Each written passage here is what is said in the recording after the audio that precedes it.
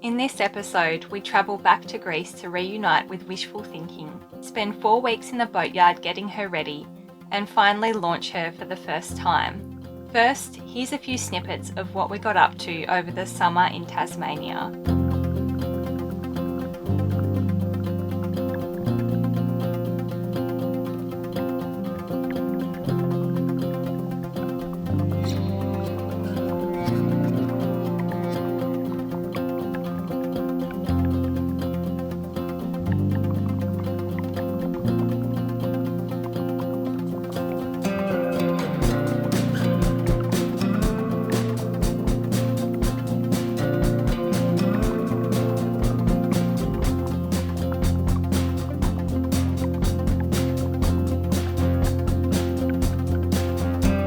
We did lots of preparation for the trip, including organising our boat registration, buying a heap of parts for the boat and getting our new stickers made.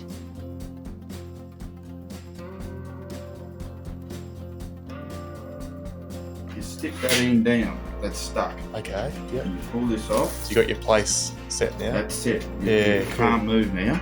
Yeah. Pull this up, pull it back, pull this off. Right. Not all the way. And then start squeegeeing this. Right, okay. As the weather started to cool off, it was time to get ready to head back to Greece. We left our jobs, I sold my car and mountain bike. We sadly sold our cattle, packed up our things and said goodbye to our family and friends.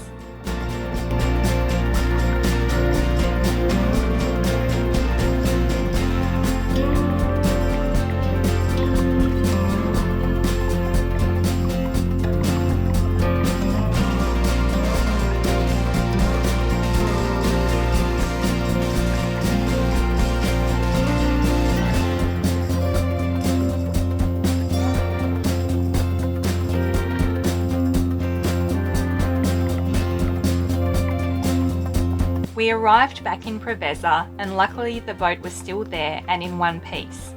The first job was to clean it out and organise all the stuff on board so we could move in. We'd agreed to a walk-in, walk-out deal, which meant that we picked up a lot of tools and parts, but also inherited a large amount of junk. The little Peugeot hire car got a workout taking load after load to the skip. Next we had to buy the parts we needed for all the jobs we had to do. We headed into Lefkis to Marine Point, where the very friendly owner, Vasily, helped us out with everything we needed and told us a few hilarious stories. We grabbed gyros for lunch while we were there. There were a couple of bigger, trickier jobs we had to tackle, so we headed back to Wishful Thinking. We got to the Lefkis Bridge on the hour, so had to wait for it to open and let boats through before heading back. We were planning to go through the Lefkis Canal ourselves a few weeks later. It turns out the boat had 4 broken Seacocks which weren't noted in the survey report. They needed replacing. They also wouldn't unscrew from the through-hull fitting, so the through-hulls also had to be replaced. I've just been messing around all morning with this Seacock and finally I've got one out. I've ground off the through-hull fitting with the grinder and that wasn't too bad, and I've got the pipes off on the inside. Now I'm having to knock the Seacock inside. It just won't unscrew, it's way too tight. So I'll show you what I'm up to over here. I've got a few bits and pieces from around the boatyard. I've got one of these bad boys, which is what they use to prop the boats up with. Got myself a little section of pipe. Same size as the through-hull fitting.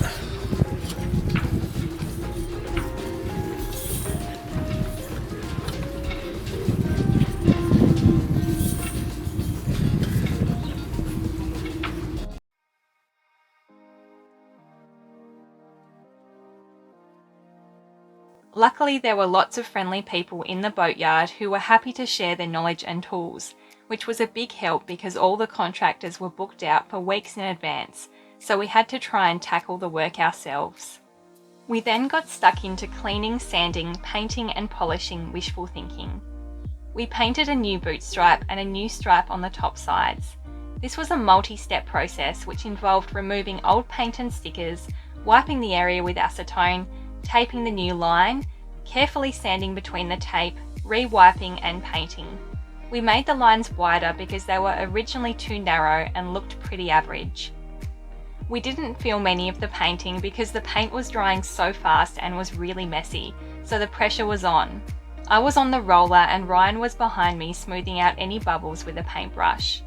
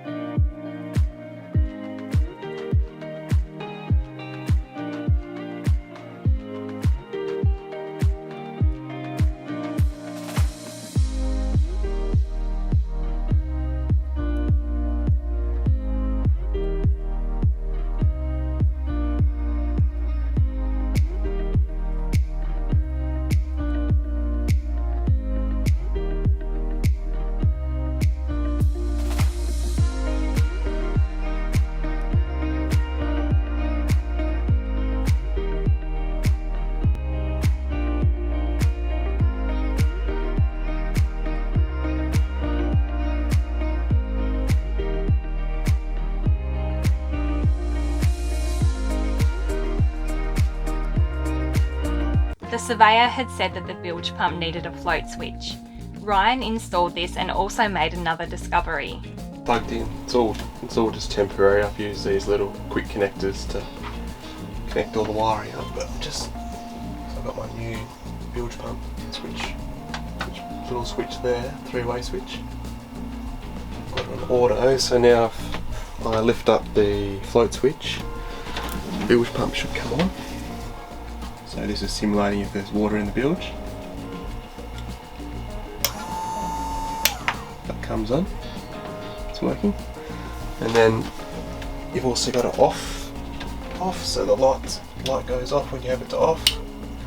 And then you have a manual override, so if there's something wrong with the float switch and you want to bypass it, or maybe if there's water in the bilge and it's not at a level high enough to set the float switch off, you can manually pump it out. So there's like a momentary switch at the bottom, so if you hold that in, it comes on.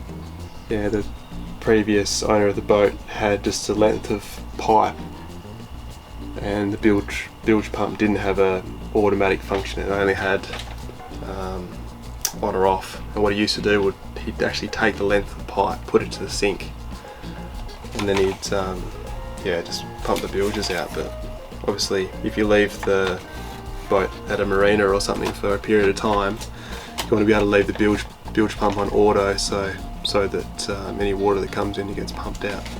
So we've added in the float switch, and there will be plumbing to do as well, but I haven't done that. That'll be another day. All of the safety gear was very out of date, so we organised for our life raft to be serviced our life jackets ourselves, replaced our flares, fitted a new EPIRB and smoke alarm, and replaced our fire extinguishers. Oh, that's 1999 as well. 1999, so over 20 years old. 1988. 1988, that came with the boat. Yeah, so this is Same age as the boat. 12, 32, 35 years old as far as extinguisher. 35 years of dust.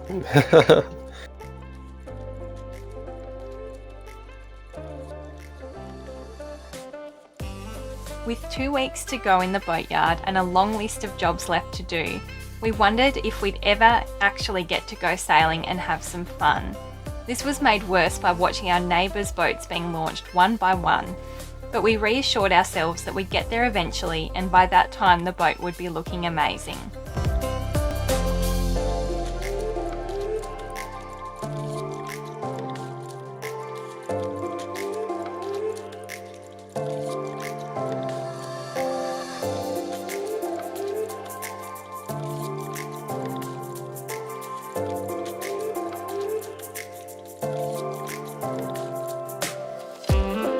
It was then time to anti-foul the hull.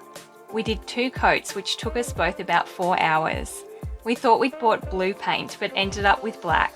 We were trying to avoid black because we'd heard stories of boats being attacked by orcas due to their dark coloured hulls. After we painted the hull, it couldn't have looked more like an orca if we'd tried. Luckily, we're only sailing in the Mediterranean this year.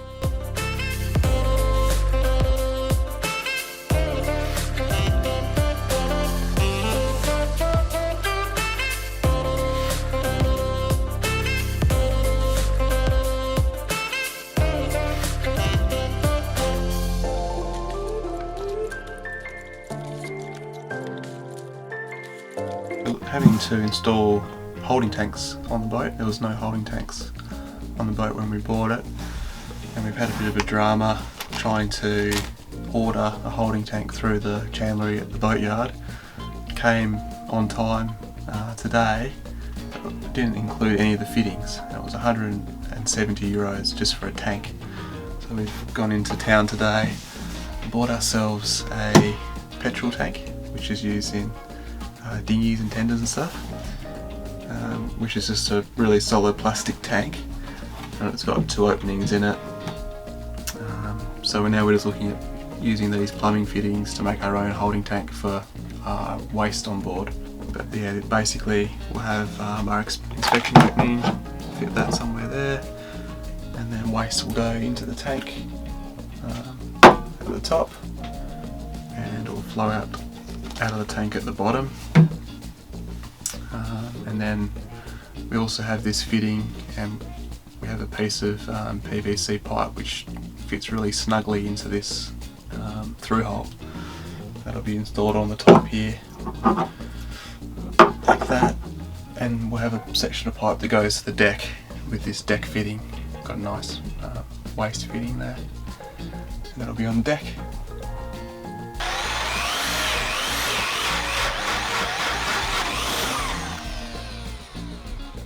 The finished result, we've got our tank, which was a fuel tank for running outboard engines, and we've basically sealed up with silicone the fuel inlet and the fuel outlet, and then plumbed in our own fittings. So we've got toilet in comes in over this side, and this is our air hose, which I've got to put the clip on to finish that one off, and this is our pump out hose, which goes to a deck fitting on the deck, and that extends right down into the tank about 20 centimeters off the bottom. So that's for pumping out. And then at the bottom of the tank we've got our outlet waste, which goes to the Seacocks, so we can have that turned off when we don't want to be dropping waste into the ocean if we're in anchorage or something, and it will just stay in the holding tank until we're ready to release it. We also had to clean out the large aft lockers, which had water pooled at the bottom that couldn't drain out because they extend below the waterline. It's about 30 years worth of rust and filth down in here, but it's getting good clean out, ready to grease up the steering. This is like the full depth of it, so all good this storage. stuff but came out of it, anchor, all these lines, container full of chain, bunch of jerry cans. we also cleaned the old sealant off the windscreen, which was brown with filth and not sealing it anyway. One of our more tricky tasks was to put the stern stickers on, making sure they were straight with no air bubbles.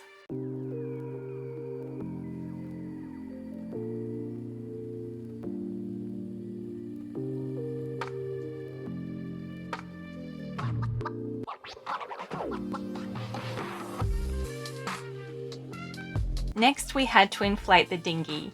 It had been packed away in a bag, so we had no idea of its condition or if it would even hold air. It actually seems pretty good though, and should at least last us a season. Finally, after 4 weeks of hard work, we'd completed all of the jobs on our list, including a few extras.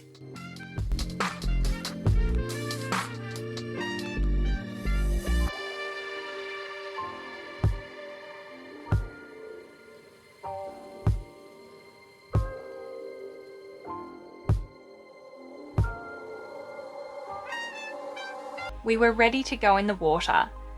Launch day was quite stressful, watching our new home be put on a trailer, driven through the boatyard and lifted by a crane into the water. We were so excited though, as this moment had been a long time coming.